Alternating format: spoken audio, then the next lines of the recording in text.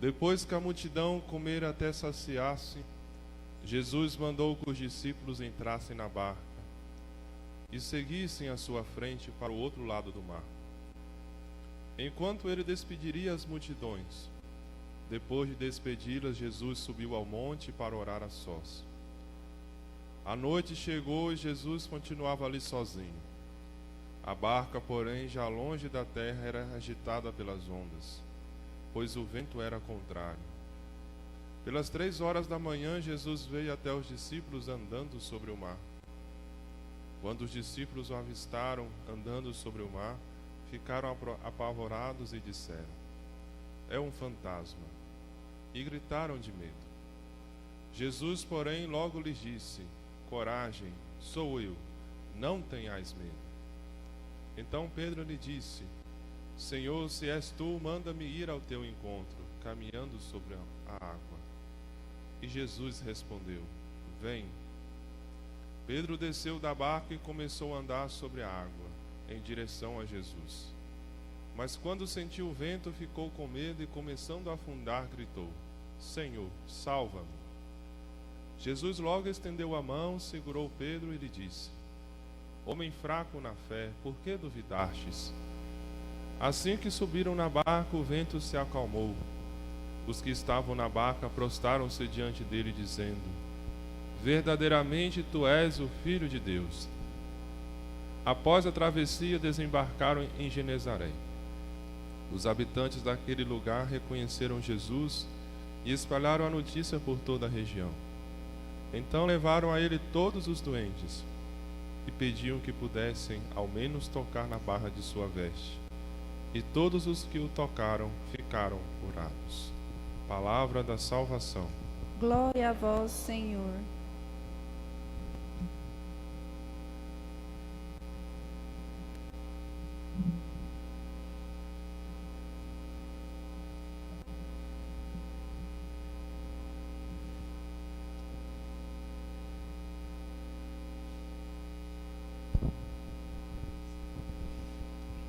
Em primeiro lugar, eu peço desculpa pelo meu português um pouco chato, porque não sou brasileiro, então precisa ter um pouco de paciência.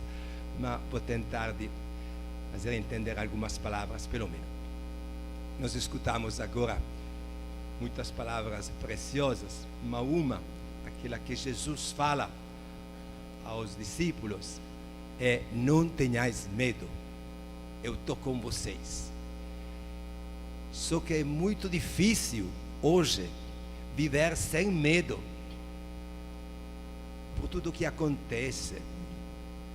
Por exemplo, os jovens que se preparam ao casamento, como é que podem não ter um pouco de medo em pensar, quem sabe, será que o meu casamento vai dar certo?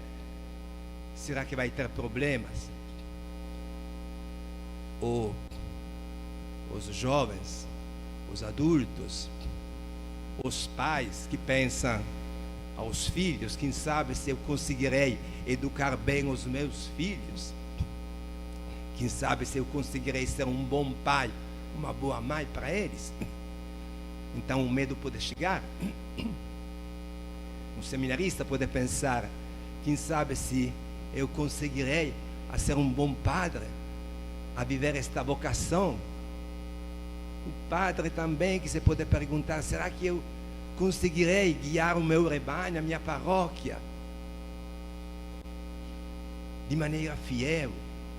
Então todo mundo pode ter um pouco de medo, mas a resposta é a mesma para todos: não tenhais medo, eu estou contigo, Jesus está conosco.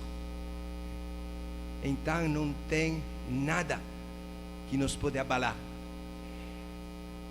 Neste momento, no Bangladesh, onde eu vivo, eu sou missionário lá no Bangladesh, perto da Índia. Neste período tem muito enchente. E tempo atrás, uma moça de 28 anos chegou no seu povoado. Ela falou: aqui a 1h30 de distância tem um povoado onde o enchente chegou, e lá as casas são todas de barro, e daqui a pouco tempo elas vão derrubando. e todo o pessoal está lá em cima dos telhados esperando ajuda. Precisa ir, vamos com os nossos barquinhos, vamos lá trazer as pessoas. Mas a resposta foi: é muito perigoso, nós não podemos ir. Ela continua dizendo: mas precisa. Eu sei que é perigoso porque quando tem enchente, não sabe mais a água, em que direção pode ir. Então, eles continuam dizendo: não, é muito perigoso. Ela continua dizendo: não, é preciso. Ao final, ela falou: tá certo, então eu vou sozinha. Com o seu barco começou a viagem. E depois de 1h30 chegou lá, pegou um deles, colocou no seu barquinho porque não podia levar mais que um, e voltou. 1h30 para ir, 1h30 para voltar. Depois de 3 horas voltou com um, colocou lá. Depois falou: está esperando todos, vamos juntos. Mas os outros tiveram medo, falaram: não, é perigoso demais. Ela continuou. Depois de 3 horas voltou com o segundo. E depois foi uma terceira vez. Depois chegou a noite. E os amigos falaram: não, agora você também não pode ir porque é perigoso muito, não tem mais ponto de referência. Ela falou: não, é preciso ir. Ela voltou a 4ª vez, depois a 5ª vez. Ela viajou a noite toda, 1h30 para ir, 1h30 para voltar. Depois de 3 horas chegava com uma outra pessoa salvada. Ela andou, voltou, foi por 36 horas. 36 horas, ela salvou 12 pessoas. Então, ela não salvou o mundo todo, não, só 12 pessoas. Mas ela salvou todos aqueles que ela podia salvar. Este é o que a mensagem é para nós. Nós devemos fazer toda a nossa parte. Na frente do medo, a nossa resposta é de trabalhar, é de ir com o nosso barco, é de não parar. Se os pais pensam pelos filhos, se preocupam, no lugar de se preocupar, eles se preocupam de ser bons pais, de dar um exemplo santo, bom. Por exemplo, quantos que às vezes falam: eu no domingo, eu todas as vezes que posso na missa vou. Quando posso, eu falo: não, precisa dizer de outra forma, eu vou sempre, quando não posso não vou. Porque os filhos, para receber a fé em herança dos pais, eles devem ver a fé em vocês com os olhos e tocar com a mão, porque eles não podem ver o que está dentro. E a missa do domingo tem este privilégio, este sair de casa, entrar numa igreja e voltar, este ir e voltar. É um ato público, no qual nós falamos da frente de Deus, de nós, do mundo inteiro e dos filhos. Nós vamos dizendo que Deus é importante. Desculpa. Vamos dizer que Deus é importante para nós, não? Com um ato público que se pode ver com os olhos e tocar com as mãos. E dessa forma também a fé pode passar para eles. Senão, se eles não veem essa fidelidade, a fé não passa. Pode ficar dentro de você até há 100 anos ou mais ainda, mas não passa mais para eles. Então, esta corrente que por 2000 anos trouxe a fé até na tua casa, agora por um pouco de preguiça, você corta e não passa mais para eles. É uma responsabilidade muito grande. Uma vida sem fé é uma vida chata, não é?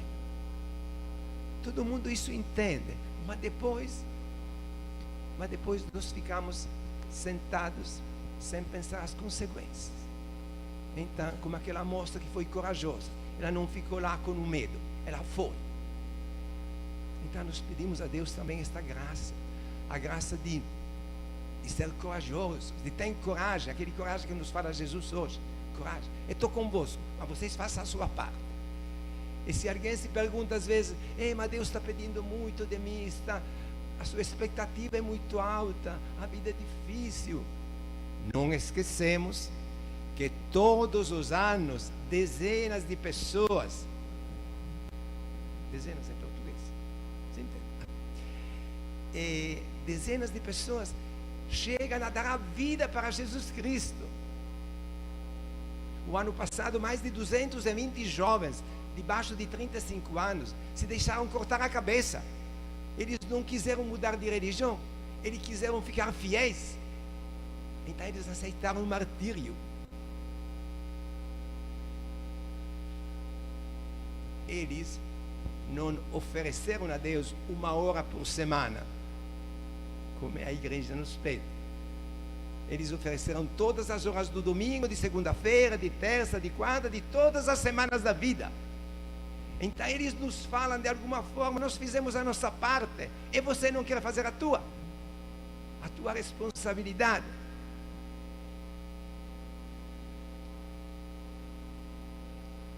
Cem anos atrás, na Armênia, aconteceu um fato muito grande.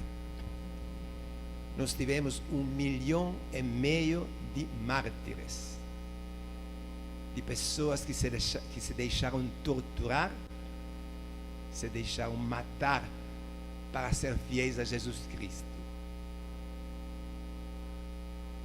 1,5 milhão, homens, mulheres, crianças, adolescentes.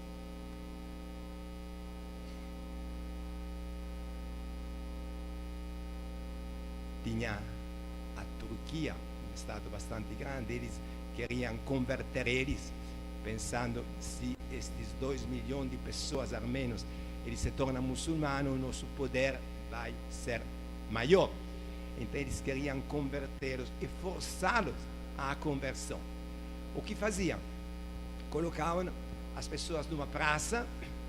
Por exemplo, uma vez eram 740 jovens numa grande praça, e depois perguntaram: vocês estão dispostos a se tornar muçulmanos?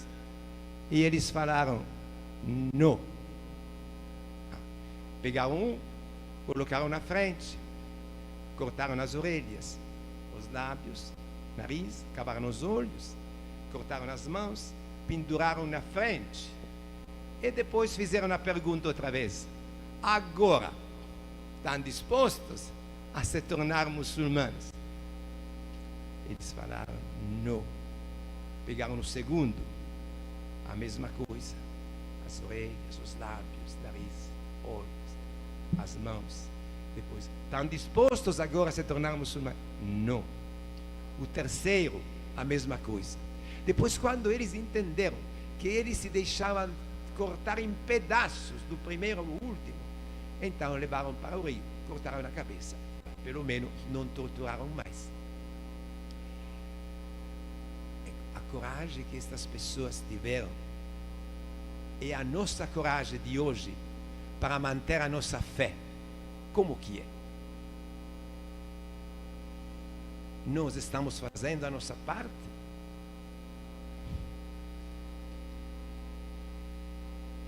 Junto com este pessoal, teve também, sendo que eu trabalho com os ciganos, então o meu interesse especialmente esse, eu me interessei por este povo por esta razão, porque 7.000 ciganos também aceitaram de dar a vida, se deixaram matar.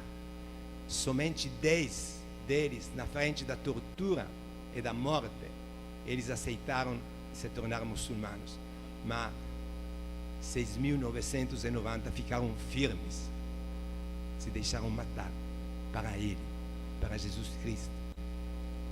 E a um certo momento um rapaz, olhando uma destas moças, mais bonita das outras provavelmente, ele lhe falou: escuta, se você se torna muçulmano, casa comigo, você não vai morrer e nós vamos ficar felizes juntos.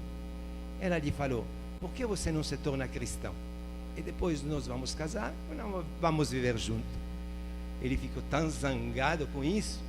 Ela pegou ele, eles pegaram ela, cortaram os seios e depois lhe perguntaram: agora está disposta?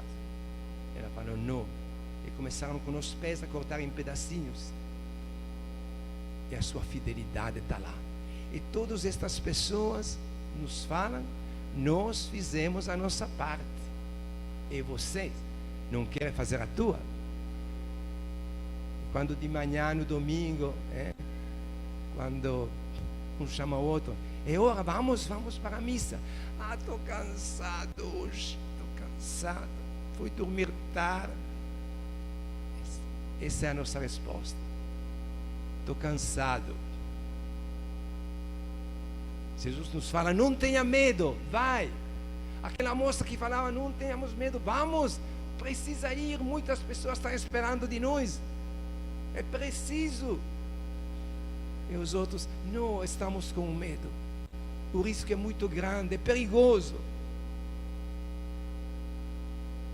Então pedimos a Deus este milagre na nossa vida, este milagre que nos dê o dom da fidelidade, a fidelidade a Ele, não deixar vencer a preguiça na nossa vida, não deixamos vencer o medo na nossa vida, mas pedimos a coragem de Deus, a coragem do Espírito Santo, a coragem dos mártires, dos santos, e não ficamos esperando com preguiça, esperando que os outros façam, os outros sejam bons, os outros sejam corajosos. Não, nós outros também devemos.